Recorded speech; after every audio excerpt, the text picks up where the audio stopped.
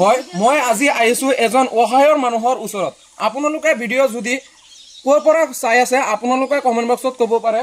হয় এইজন মানুহক চাওক আপুনি কেইদিন হ'ল মানে মানুহজন নাইকিয়া হৈছে? যোৱা ৰাতি 5টা বজাত মানে মানুহজন নাইকিয়া হৈছে। ক'ত যাবলৈ ওলাইছিলে? বাপেকৰ ঘৰত যাবলৈ ওলাইছিলে। তো মানুহজন বিচাৰি নাপায়। তো আপোনালোকে যদি এই মানুহজনক পায় তেনেহ'লে স্ক্ৰীনত দিয়া নাম্বাৰটোত আপোনালোকে যোগাযোগ কৰিব পাৰে।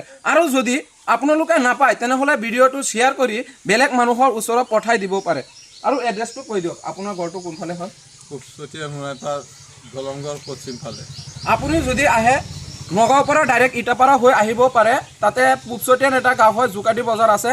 তো আপোনালোকে নাম্বাৰটো দিয়াই থাকিব, আপোনালোকে কণ্টেক্ট কৰি এই মানুহজনক লগ কৰিব পাৰে। আৰু ভিডিঅ'টো বেছিকৈ শ্বেয়াৰ কৰি দিয়ক, কাৰণ এজনী মহিলা হেৰাইছে।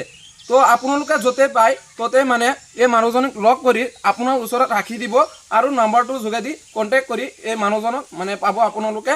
তো ভিডিঅ'টো যিমান পাৰে শ্বেয়াৰ কৰি দিয়ক।